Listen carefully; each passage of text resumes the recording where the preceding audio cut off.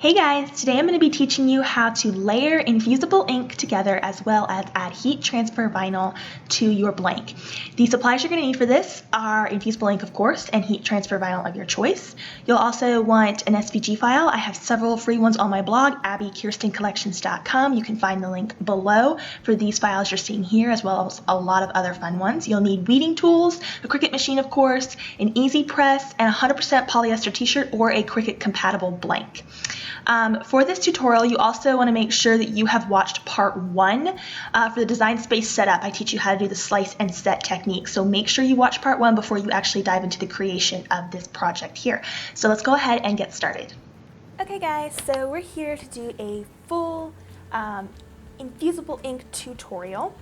And what I'm going to do with this tutorial, and if you haven't watched part 1, please watch part 1 of this where I teach you the slice and set technique, which you will be using on this. So please make sure you watch the back end work in Design Space if you haven't yet, or it won't be clear to you.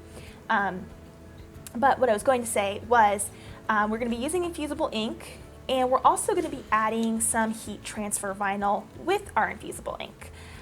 So I haven't seen anybody do a tutorial on this yet, but being able to use both materials can really open up even a wider variety of opportunities and options for you with your crafts and your apparel.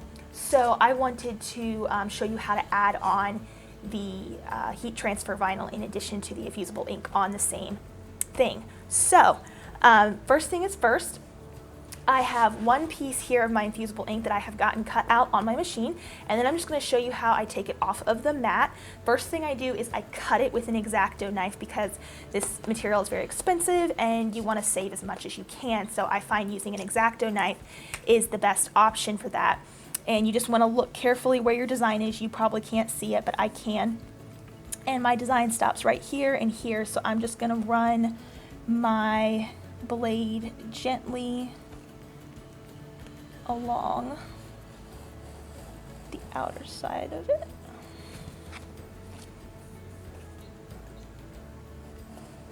Just to make sure I'm saving as much material as possible. You can of course do this with scissors if you want to, but this is just how I tend to do it.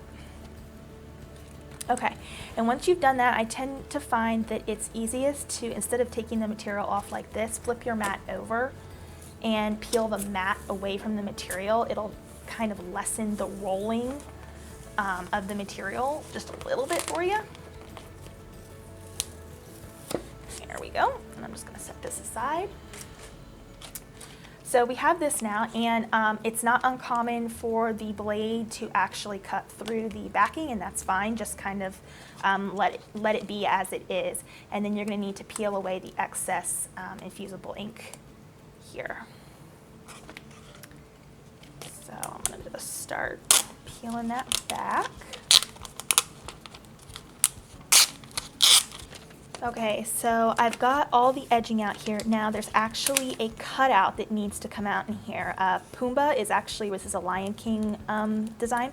Pumbaa actually is set in here, and this is goes back to that slice and set technique. So we're going to need to weed him out.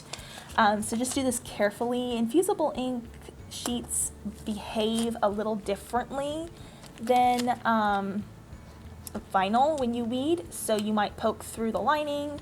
I've done that several times already, and that's fine. Just try and take it slow. Once you get a grip, usually my fingers tend to work best. Just go nice and slow.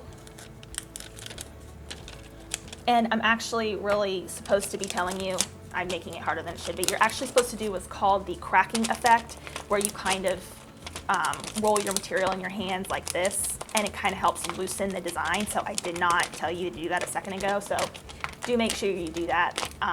It does help a little bit. I find that you can still do it without doing that. If you forget, it's no big deal, but it can make it a little bit easier. Just getting all this little bits out here. All right. So this is just part of the slice and set technique that we're going to be using. So we actually sliced out some of these overlapping shapes here.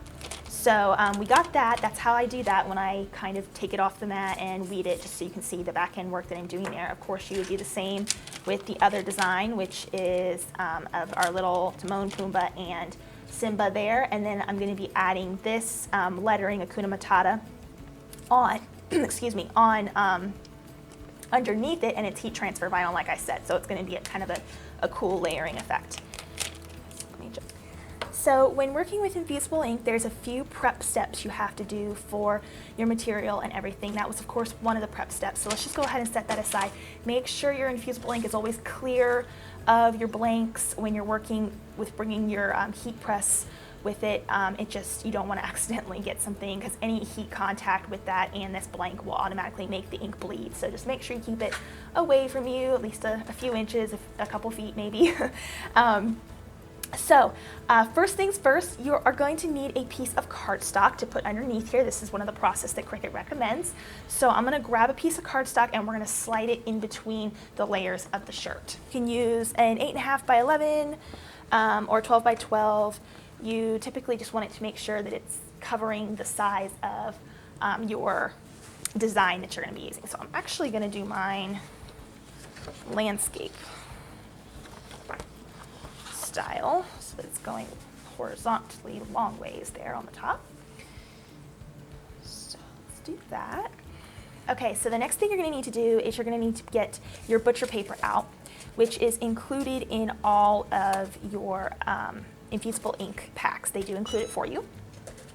That was just my Cricut EasyPress telling me I'm hot and I'm going to go to sleep if you don't use me. So sorry about that beeping. The first thing before we use our butcher paper on top here is you want to have a lint roller on hand, because you do want to roll the surface with a lint roller. It may not look like there is anything at all on the surface. That is probably not true. There probably is very tiny amounts of particles of fabric that are loose, and that will affect your final result. So make sure where you're going to be placing the design, you roll it a few times. If you don't have a lint roller on hand, you can just, if you have some like masking tape or even transfer paper, you could just sort of cut a strip, roll it around your hand, and then sort of do the same thing and kind of make sure you're getting all the little lint and stuff off of there. So just make sure you do that first. And then let's go ahead and place our butcher paper on top.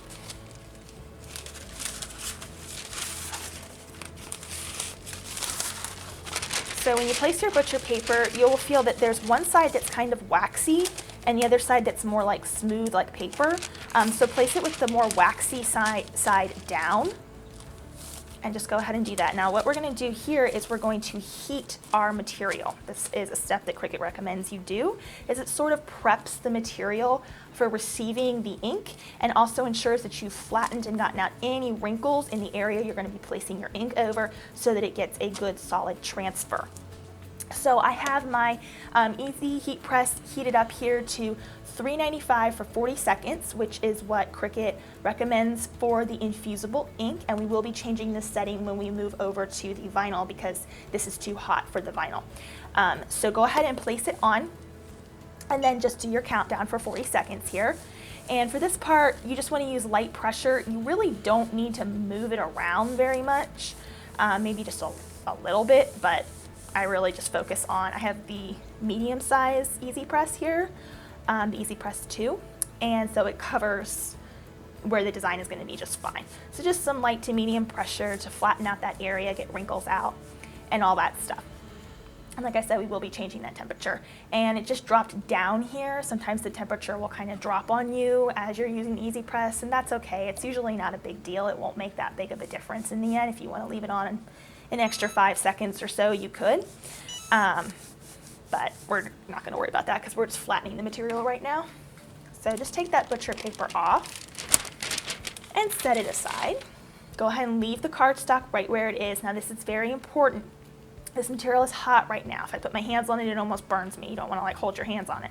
You need to let this cool, because if you don't let this cool and you were to try and place your Infusible ink right now, it would start to transfer without the pressure of the EasyPress, and it would not look right. It wouldn't transfer right.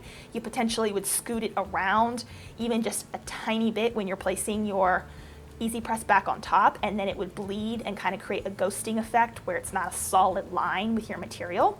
So make sure you walk away for a good 4 or 5 minutes, let this cool down. If you want, you can kind of fan it with your hands or get another fan or something to kind of fan it. Just don't lift it up because we just flattened it and we don't want to add wrinkles to it. It's nice and smooth and it is as it should be.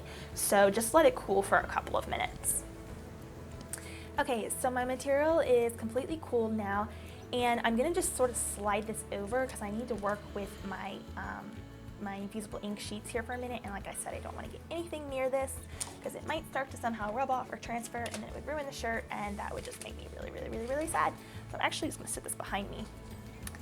So we did what was called a slice and set technique. Now, there is a trick to working with the slice and set technique. When I created this SVG file, I created it so that Simba, Timon, and Pumbaa were kind of dancing in front of what would look like a moon, as it is in the Hakuna Matata scene.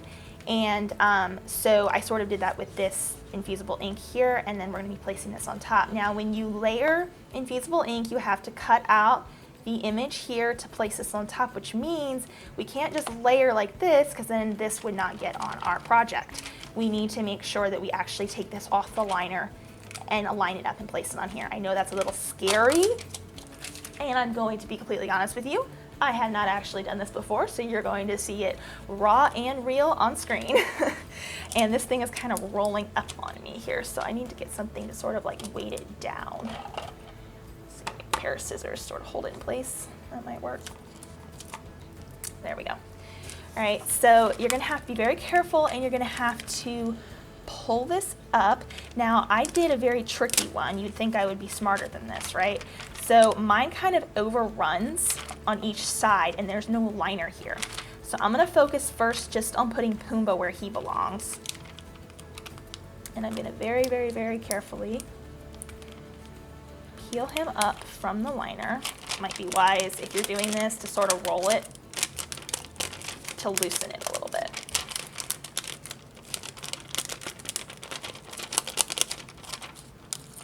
Okay.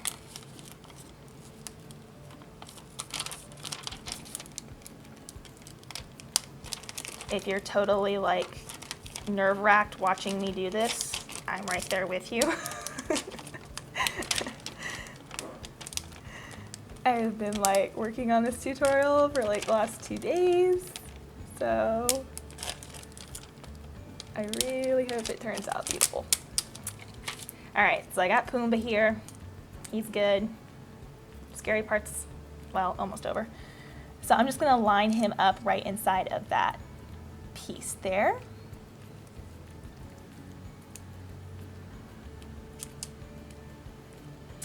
Pumbaa pressed on there, right where I sliced him out. And it's just really important that we do this because you can't layer directly Infusible Ink on top of Infusible Ink. You have to slice out these things because then it would just cause the colors to not look right and it would just mess the whole thing up. All right, so here now I have Simba that's attached here, and I have the end of Timon's tail. So what I'm gonna do here is I'm going to pull each of these guys off first. I'm gonna roll it. That seemed to work pretty well.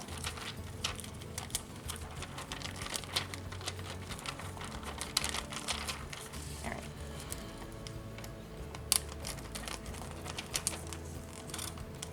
Pull this off.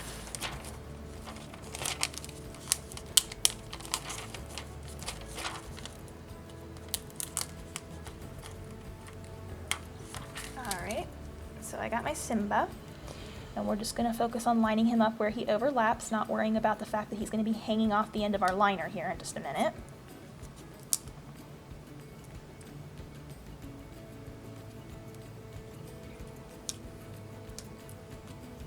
Okay, so I got him lined up where he's supposed to. Let me go ahead and take care of Timon before I go to the next part here that I'm thinking is going to work pretty well. Okay, so let me see here. I believe the best thing to do, I don't know how Infusible Ink would react if I were to just do 2 layers of the lining. It's not, the layer here isn't thick enough to cover this, so I don't know if it would bleed differently, like one side would be darker than the other when it's transferring. So what I'm going to do is I'm actually just going to slice a little piece of this off, and I'm going to line it up to where it just barely overlaps and stick him to that so that he's protected. And do the same thing with Timon on the other side.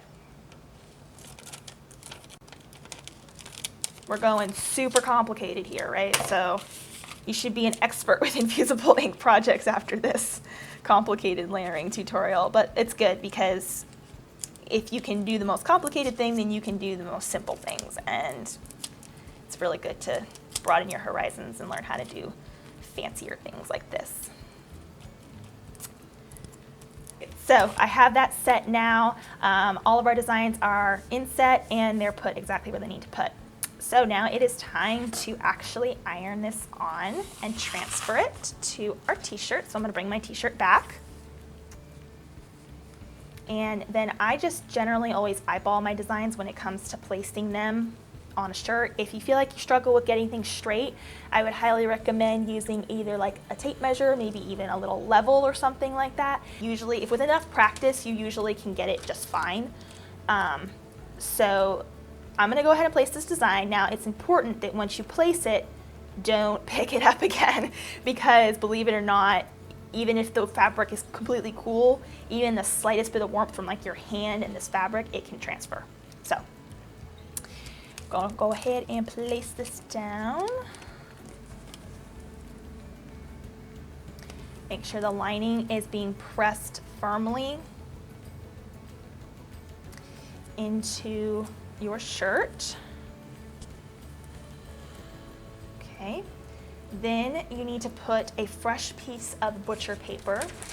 They always tend to include two, one for every sheet that there is, but I like to, you could probably use the one we use when we ironed. I just like to use fresh ones when it comes to this part because I don't want any mistakes. So I am placing my butcher paper, just like that. And now we're gonna grab our heat press. And when you set this down, my design is the size of, ooh, don't burn myself there, of the heat press. So I will be fine. But once you set it, do not move it. I know if you've done vinyl before, it's very easy to be out of habit and just kind of like start moving it back and forth. Don't do that with Infusible Ink. Add pressure is good, but don't move it. Once it's there, it just needs the heat and the pressure in order to transfer. It doesn't need movement, and that's why they say not to do a Infusible Ink design that is bigger than whatever EasyPress you have, because you can't roll it back and forth, and you want it to transfer cleanly. So my temperature dropped down there a little bit, so I might hold this for an extra 5 seconds because it sort of dropped and then came back up. So I'm just gonna hold it for an extra few seconds here. Shouldn't do any harm at all. All right, let's go ahead and take this straight up and set it aside. And you want to lift the butcher paper off first.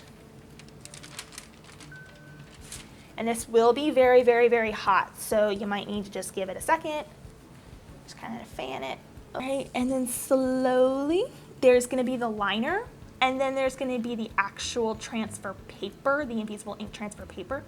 So just go slow.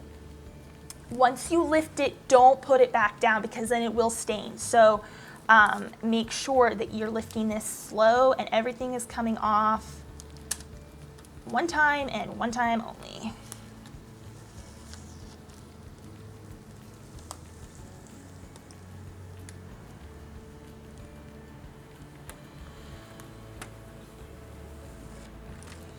Oh my gosh, seriously the most painful thing I've ever done, and I've given birth to 2 children. So that turned out better than I thought, actually. So I'm really, really, really, really happy with that. You might notice there might be a teeny tiny, you probably can't even see it on camera, white line that goes around whatever you cut out. Cricut says that's totally normal. if you're doing the slice and set technique. So that actually turned out really well. I'm so happy. I'm almost scared to do the last part because it looks so pretty. But I did practice for this last part. So what we're going to do is we're going to let this cool completely. That can be very, very helpful in making sure the ink sets, and you just don't want to do anything else with heat until everything has kind of had a chance to set. So I'm going to put this aside for about a good 5-6 minutes, and then we're going to add on the heat transfer vinyl, which is going to go right here. It's going to say Hakuna Matata. Okay, so we have, this is kind of cooled down now, which is just good to make sure the fabric is as it needs to be. And I should have said this before I told you to cool it down, but you need to go ahead and set your EasyPress. I don't know which vinyl you will be using. You need to look at your proper settings for each vinyl. You can go to Cricut Help for that. They have an actual little calculator. I am using heat transfer glitter vinyl. So if you happen to be using heat transfer glitter vinyl, you're gonna set your, I'm actually doing something, not just standing here. You can't see it though. You actually have to set your EasyPress to 330, so way down from 395, 330 for 30 seconds. So I'm doing that over here real quick. There we go. And now it's going to take a few minutes to cool down. So you really should do that just while you're waiting for your shirt to cool down. That's just the best time to do it. Let them both kind of be cooling down. Okay, so my EasyPress is now set down to the temperature it needs to be. And I have my heat transfer vinyl weeded here for my phrase. So I'm going to go ahead and lay that down where I want it. I'm going to be placing it right here underneath. So go ahead and push it down. And then you need to cover this whole thing with butcher paper. So grab another sheet of butcher paper, go ahead and place it down. Only place it once, don't move it, don't scoot it, don't do anything like that, just place it. And now you need to place your EasyPress back on top of this whole design. Do not scoot it around, do not move it, do not shift the paper, because as we heat this, the infusible ink is actually going to bleed back onto this butcher paper a little bit. So we're going to go ahead and place just like so and let it count down for 30 seconds in my case. If you're using a different type of heat transfer vinyl, make sure you check your settings for that. Cricut has help for that as well. I have some help on my blog for that as well. All right, there we go. Put it straight up. Go ahead and take your butcher paper off. Just go ahead and go straight up with it. You may not be able to see it on the screen, but you see the little bit of ink that transferred back on the butcher paper there? So that's why it was important that we didn't shift it around. Let's just set that aside. And go ahead and slowly peel back your liner for your heat transfer vinyl. There we go. So we can take our cardstock out now too. You might want to give your shirt a couple minutes to cool and just sit, because the vinyl, the infusible ink has now kind of been rewarmed a little bit, so it's not a bad idea to just kind of let it sit. But carefully turn this around for you here. And you can see that this project turned out really well, and we were able to successfully layer the infusible ink by using the slice and set technique, and we were able to incorporate some heat transfer vinyl to make it really unique and kind of a combination project. So I have to say, to be completely honest, I was a little bit turned off by infusible ink at first. I thought it's a great concept, but I got over the price kind of quickly. I mean, Cricut's not a cheap hobby, we all know that. So I got over the price pretty quickly, but what I still have a little bit of a hard time with was the color choices. There's not a lot of color choices, there's not a lot of patterns. Some of my favorite colors aren't even available. So I do hope that Cricut does come out with more color choices in the future. However, working with some of the color choices that I did have, I will say that infusible ink, actually, I kind of fell in love with it more than I actually thought I would. So here's hoping that they do come out with some more patterns and tutorials. But in the meantime, play around with this to get comfortable with it, so that if they do come out with more, then you can really go to town and know exactly what you're doing.